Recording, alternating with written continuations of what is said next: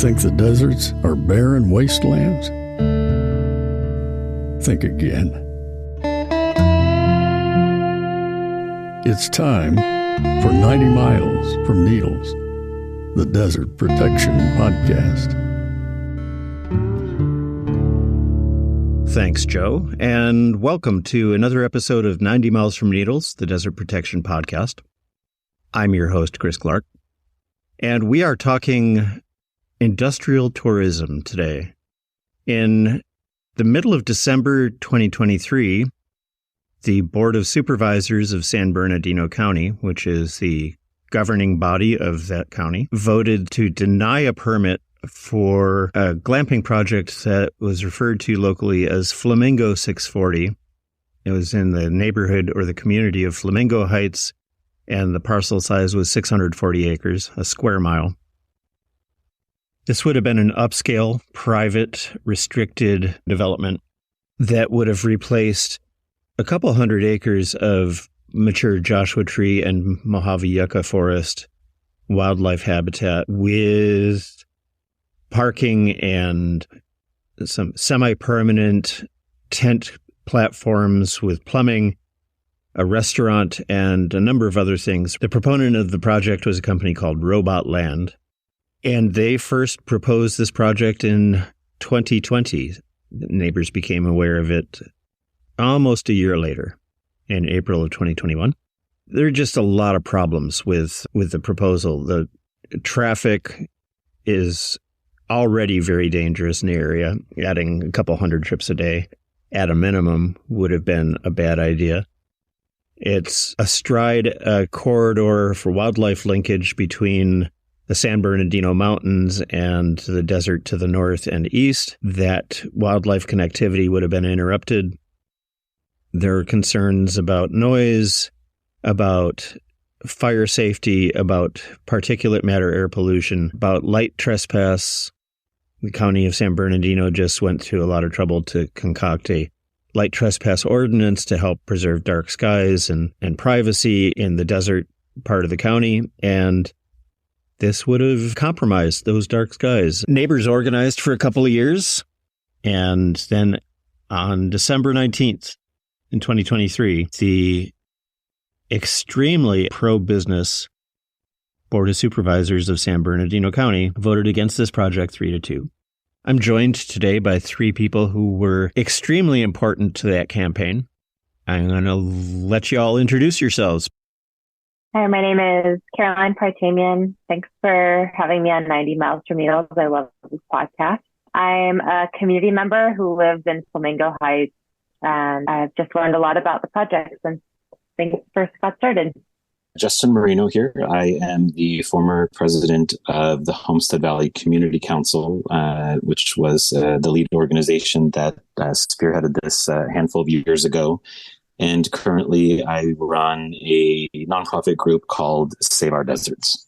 I'm Luke Basulto. I'm with the National Parks Conservation Association as the California Desert Program Manager.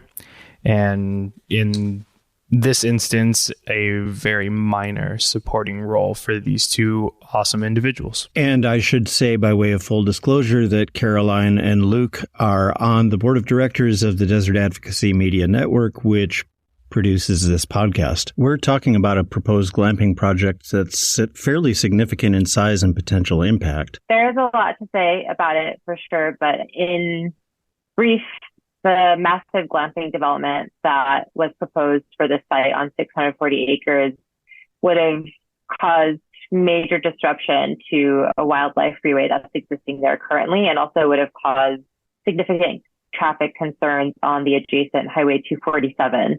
That's right adjacent to it because of accommodations that the site was trying to build: 75 campsites, huge chalets, huge fire pits, and a restaurant that would have been over 10,000 square feet, for example, and a sewage disposal area that would have been almost 60,000 square feet that would have had a leach field going into the wash where tons of wildlife do exist over there.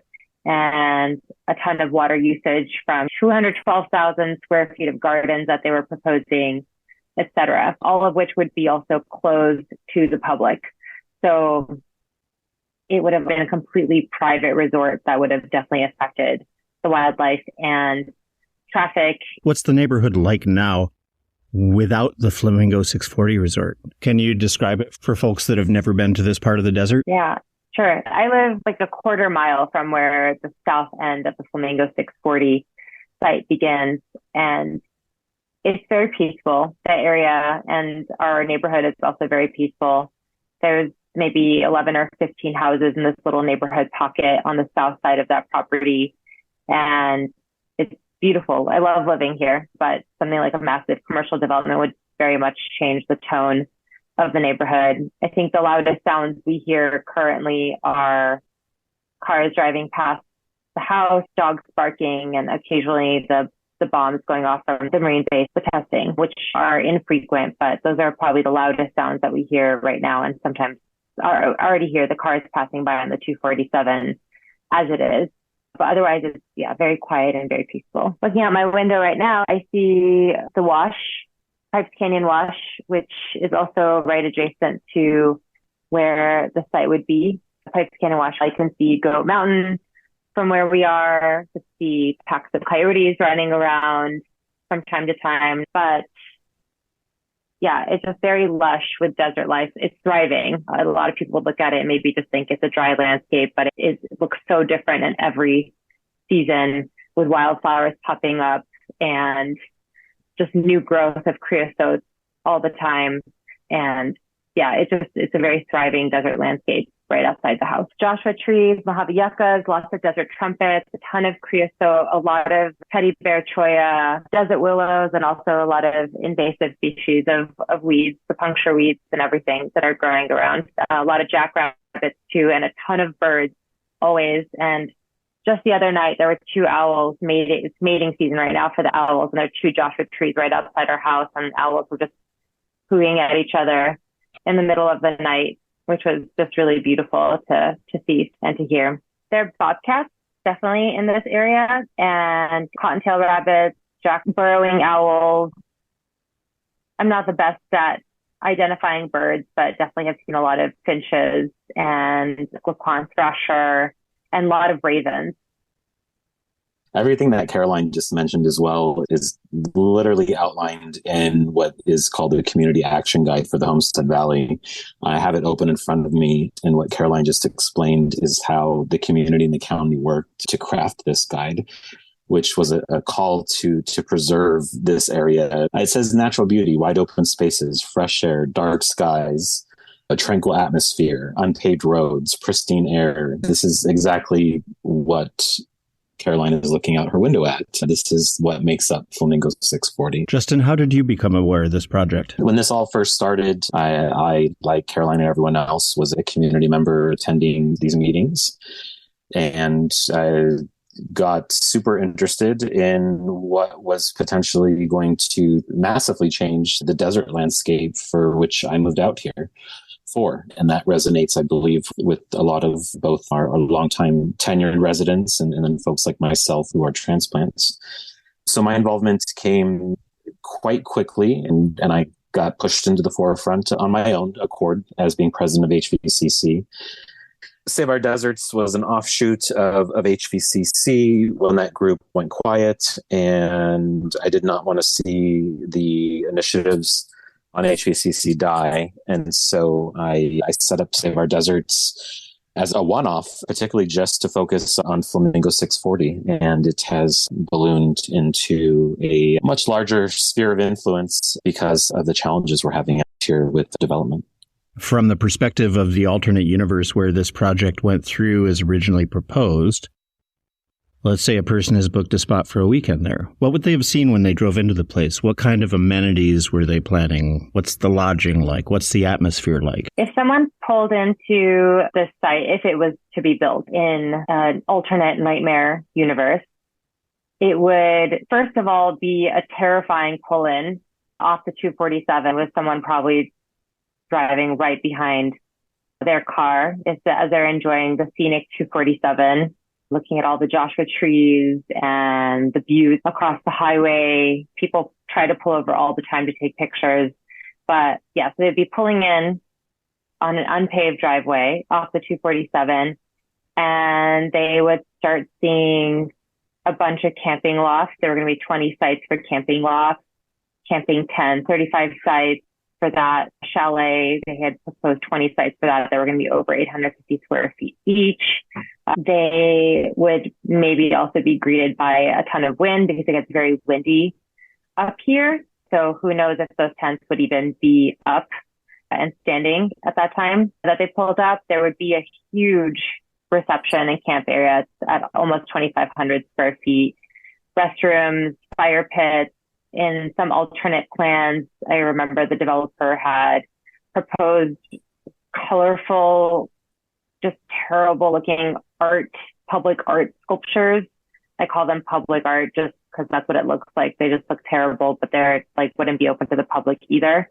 A helipad that would be used for emergency use only. And we know here that just when a helicopter passes over from the Marine base or to replace a telephone pole in the wash, it is so loud and all the dust gets kicked up. So there would be also like a ton of dust, potentially a big art barn that would be used for yoga, an agave bar at 5,500 square feet, a huge restaurant that I mentioned earlier.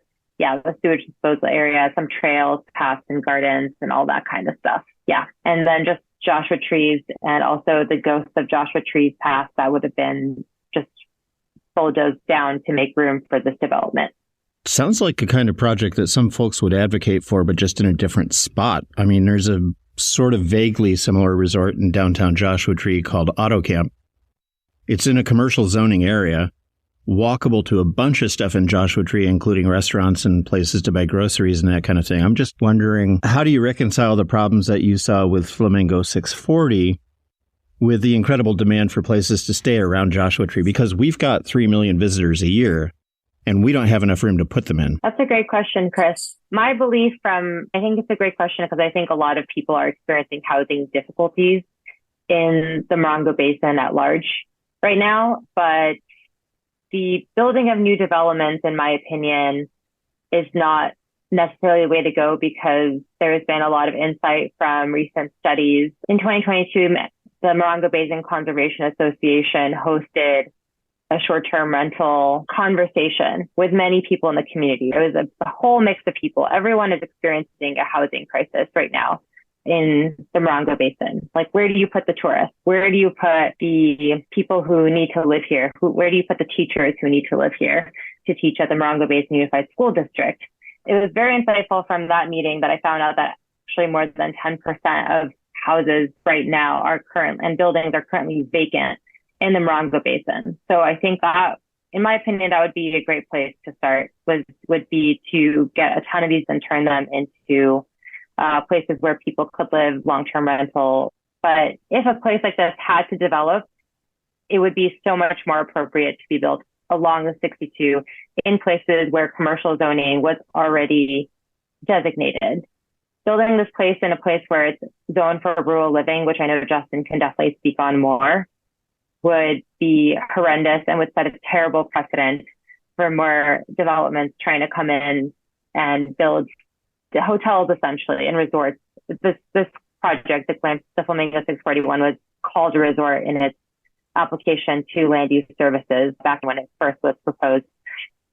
And it's just definitely not the appropriate place. Like, we, as Justin referred to the community action guidelines, we moved here for the dark skies, for the peaceful resonance of this space, and not to have a house right next to a resort like we do in cities.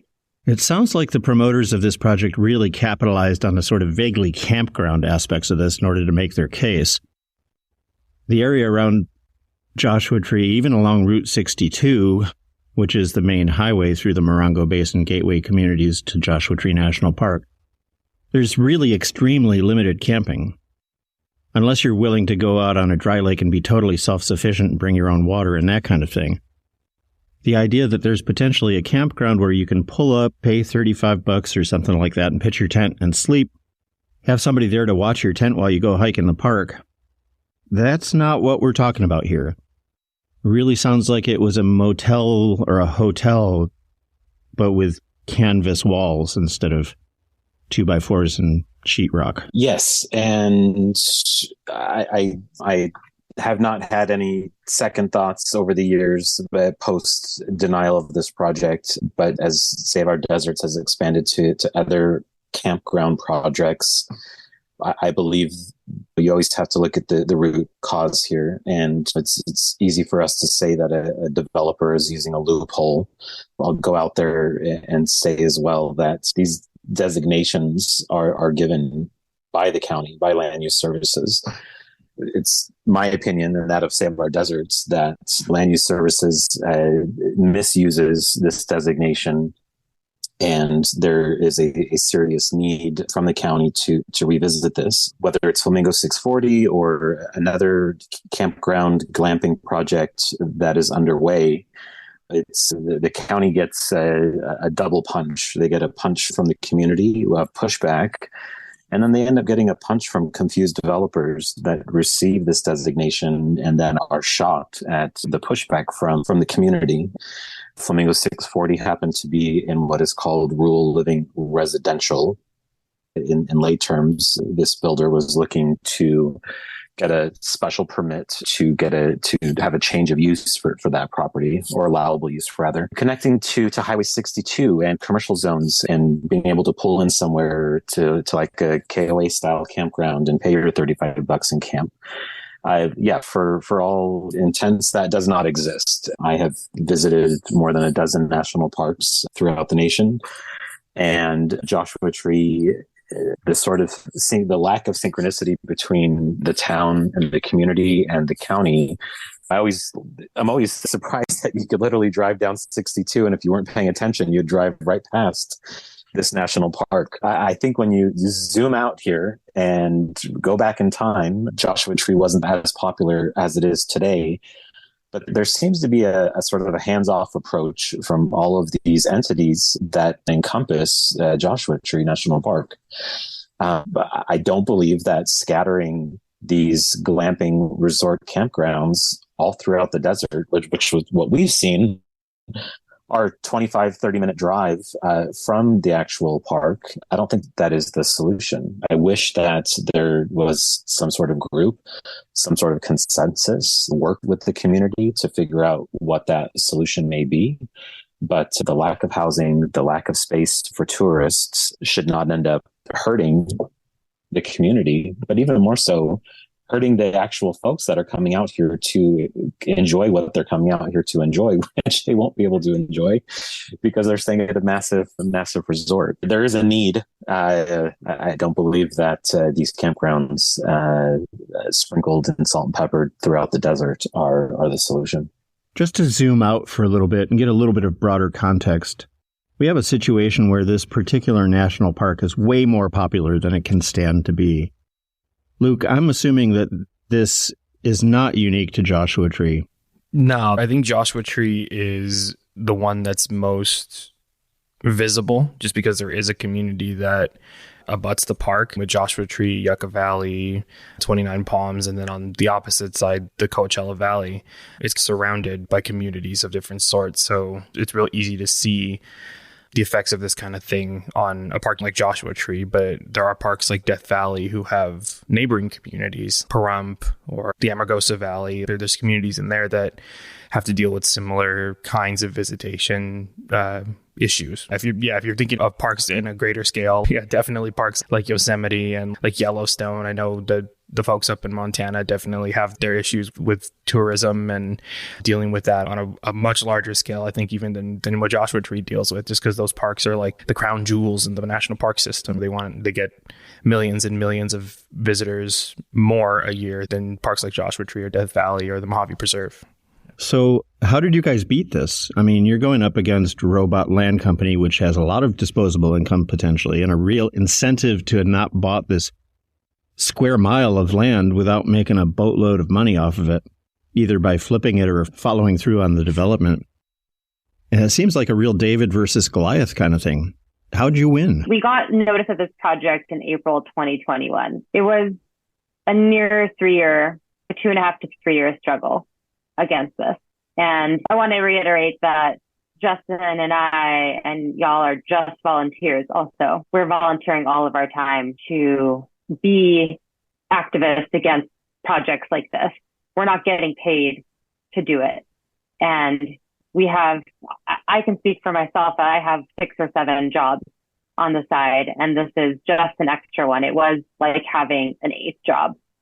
And it just took a lot of patience and stress management and diligence and a lot of education, because I personally came into this knowing absolutely nothing about how to approach this Goliath of a situation. And you, Chris, were like one of my beacons of light at the very beginning of this project, starting the Merino Basin, glamping task force, having our first Zoom meeting with some community members who were willing to learn more about the project. You and Brandon Cummings were both on that first call that we had. And I know I've reiterated this to you before, but for the purpose of the podcast, I say that my brain is a sponge, and I've just learned so much from you and just tried to retain as much information as possible.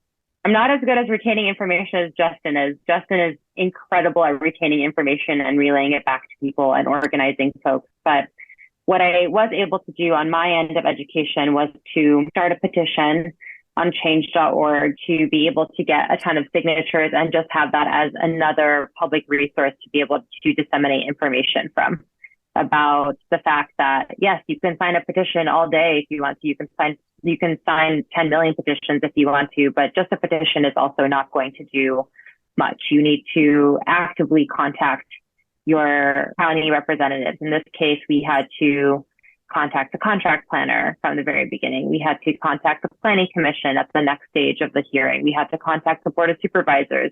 I think a lot of the patience and timing when to reach out to people to make sure your voices are heard and not getting tired of the process is extremely important in fighting this, and not to be intimidated if you don't know anything. And then thankfully, when I went to an HVCC meeting about a year after this, the one that the developers were at, I know Justin wasn't the president yet at that one, right, Justin? But then following that, I remember at the HVCC meetings, I met Justin, and I was like impressed by this new president of HVCC, and it felt like a blessing that Justin was there leading that group and being able to speak on Flamingo 640 and development with this sense of education and encouragement to the community. And so knowing that people in the community would also be listening to Justin, because he was really good at relaying that information and presented in a very organized way to the community. All of those things, it was really just a group effort. It's not just us in this room who were able to fight this project. It's really a matter of, we were able to organize the so-called facilitators of the fight against Flamingo 640, but really it was a community effort, and making sure that the community didn't get tired of the fact that this also may have gone even longer than 2.5 or 3 years, to make sure to be diligent about it and to keep fighting, and knowing that this land that we're here on is worth fighting for, and our safety as a community too is worth fighting for. Yeah, I concur with everything that Caroline said. I believe that if I had to, in a short amount of time on a podcast, what is the win? I don't think there was a magic formula to the win. I believe that, as Caroline alluded to, that obviously that the community played a massive part in it. So how did we win this? Social media, websites, disseminating information and translating that into a way that the public and the community would both digest and care about. When you receive 84 pages of environmental impact reports and you've never seen one or you've never read one, it's daunting, it's intimidating, and we all live busy lives, and so does the community, and people will just push that aside. I would like to think that one of the major tools that led to this victory was our ability to get this information out to the community so that they understood what was going on, explain to them all the different processes as this project went over through each different department within the county over the years. And Yeah, I wish there was a secret sauce there. We did all of the traditional town hall meetings, and from the beginning of the project to the end of the project, of course, as we've both humbly said, there was a ton of support by a lot of people in the community. However, there was this, from my point, not yours, Caroline, but there was this nagging voice in people's ears, whether it be at the county or the developer, of Justin.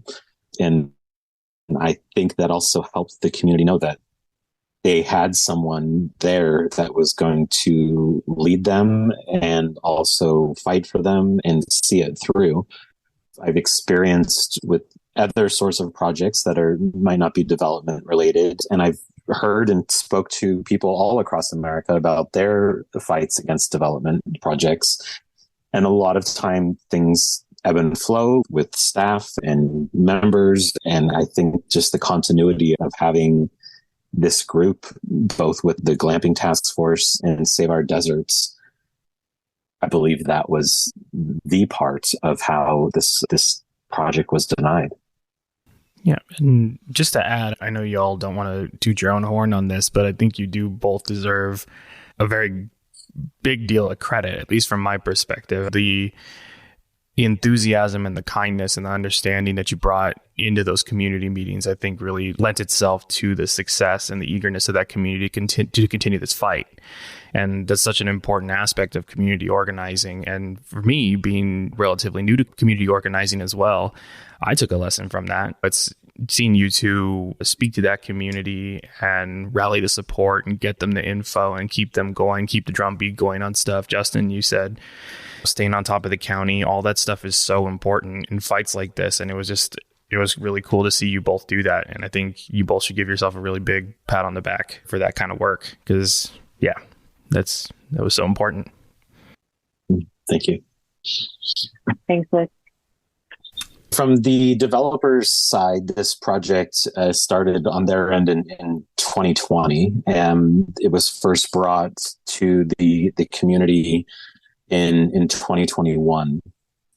And that was when the first sort of public comments were requested from the community. I want to say in 2022, early 2022 is when the developers attended the one and only town hall, where they were presented with lots of questions, of course, with this project, and attempted to answer some of those. They ended up following up about a month later with the questions in the written form.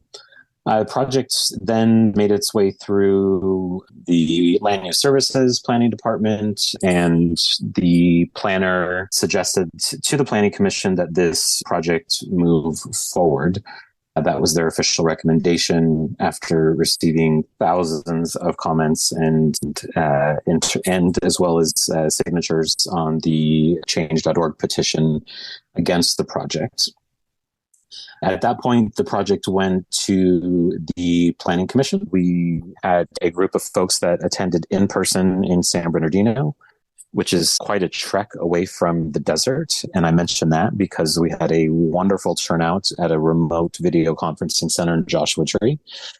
And the public got a chance to comment. There was one person in favor of the project, and I don't have the numbers in front of me, but it was around 50 folks that spoke publicly against the project. It was a fascinating Planning Commission meeting, as I understand from other land use service staff, from folks that have been involved in these sorts of projects for years or decades. They were also dumbfounded. Long story short, the planning commissioners refused to vote. So what that ended up meaning was that the project by default was denied, and it was denied with a little asterisk called without prejudice, which means the planning commission did not deny the project. They just failed to vote, which meant that it was denied. At this point, the project was then thrown back to the developers and the planning department, and immediately the developers filed for an appeal around October. of 2023, the developer opted to have an appeal heard on their original project to the Board of Supervisors. And that hearing was heard in December. And this time there was a super large crowd of folks that showed up in person in San Bernardino and a super large crowd that showed up in Joshua Tree. I believe the hearing was approximately about 3 hours long and probably fatigued the Board of Supervisors, but they were all still vertical and still had a pulse at the end. And without dissecting the entire decision-making conversation at the end, ultimately the project was denied. And so that means for the developer and for the community that this project could no longer be considered. So that leaves us to figure out what is next for this property. This is not the first development that has been proposed for this specific 640. And so it will definitely be interesting to see what's next. And that was actually going to be my next question, which is what's next? What's next? I was in the same boat that Carol and I were both in, which was that we both got involved in this knowing nothing about land use services. This is not my 9 to 5, and there is zero compensation for any of this work that we've done. With that said, what's next? So I mentioned all of that because I am constantly learning. And as Caroline said, I am a sponge of information. And I learned many years ago that this same exact 640 acres there was a project planned here for a motocross. And that project did not happen either. So that just gives you a little context of all the different sort of flavors that folks have tried out for this parcel. What's next? It is my hope, and I'm sure it's a collective hope, that this land is preserved. I believe we made a strong case for that. However, there are a lot of stakeholders that have an interest in this property. And yeah, what next is, we don't have a crystal ball, so we'll leave it there. Just to add to Justin's, yes, there's no compensation in terms of monetary amounts, but the compensation of fulfillment that things can be done by community members, by community action, that is reassuring to me that things could go in a direction that's not just led by developers. I moved to the desert from cities 4 years ago. So I've seen all the gentrification and everything that's happened in those areas. And it just seems like it's impossible to live anywhere without that happening. But it felt like a huge accomplishment in knowing that rural living is potentially protectable and all of that stuff. So. And I'll add to that, Caroline, about rural living and what's next. And this is an important story, an important bit or chapter rather for Flamingo 640, and I'll make it short. In September of 2022, I reached out to the county via Land Use Services and our county supervisor, Don Rao, and rang the alarm bell about campgrounds in the RL, which is the rural living zone. And at that time, we mentioned to the county that this was an issue that we saw that was going to blow up and explode, and asked for a moratorium and for the county to review the 50-year-old list of allowable uses in the RL zone. Unfortunately, there was no action taken then and still no action taken. Unfortunately, there are about half a dozen other campground glamping resorts within a 15-mile radius of the Flamingo 640 project that are in the application stage with the county. And I've been really heartened to see the degree to which people that are working on one of these proposals, for instance, the Wander In proposal, have taken what they've learned in doing the work and they're giving material assistance to people doing similar campaigns. That's been pretty interesting. It's been wonderful. They have been wonderful supporters, and we have supported them along the way as well.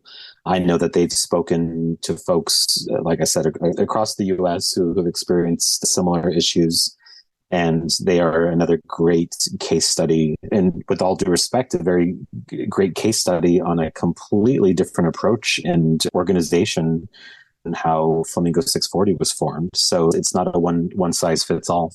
Justin, how do people find out about Save Our Deserts? Sure. So if people are interested in learning about projects that we have had success on and that we are currently monitoring, they can go to saveourdeserts.org, and they can also follow us on Instagram at Save Our Deserts. Caroline, I was going to give you an opportunity to mention what Other Desert Radio is, which is, I admit, a little self-interested on the part of this podcast. Sure. Yeah. So as I know, I introduced myself as just a community member specifically in this case, but I am also living in the high desert as a sound and visual artist, and I co-run and co-founded a small community radio station that's online, where you can find out more information at www.otherdesertradio.com. It's a kind of wacky looking site, and it's supposed to look pretty anachronistic and just all of the things that radio reminds us of.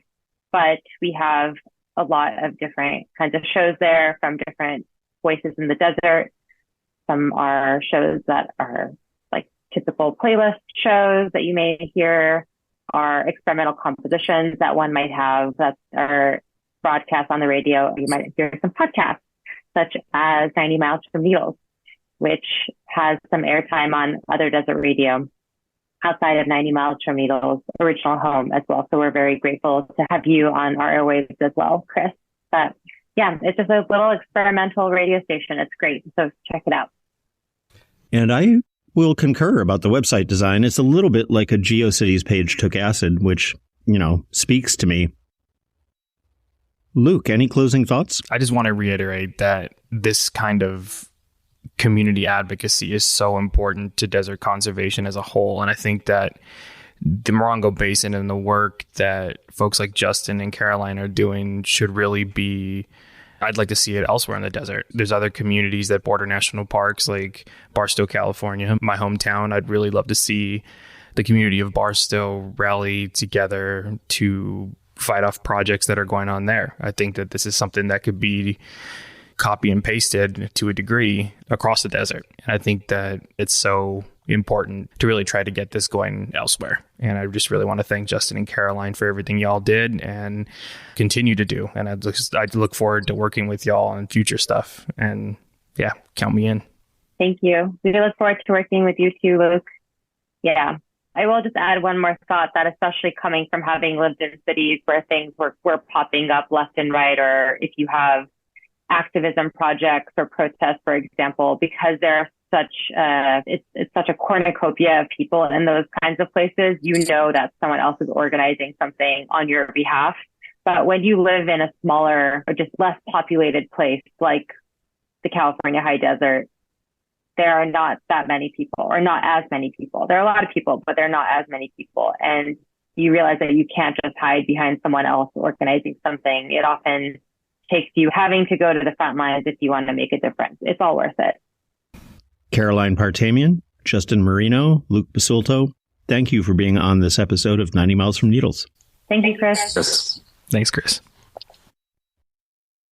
That's our episode for this week. I want to thank Caroline Partamian, Justin Merino, and Luke Basulto for taking part in this discussion. Very interesting. I also want to thank Kristen Stepanov for joining the growing ranks of our financial supporters. Kristen sent along a little tip on a story idea that we're going to be tracking down. Thank you for that, Kristen, and welcome aboard. We're glad to have you. And also want to thank, as always, Joe Jeffrey, our voiceover artist, Martine Mancha, who came up with our podcast artwork, which we absolutely adore. And you for listening. This is going to be a little bit abbreviated because I am recording this last bit in a somewhat noisy hotel room in Las Vegas as I begin the 90 Miles from Needles Southwest road trip. Next week, we'll be talking to the Center for Biological Diversity's Patrick Donnelly on a startling development in Nevada water law. Until then, please take care of yourselves, keep fighting for the desert, and we'll see you at the next watering hole. Thanks all.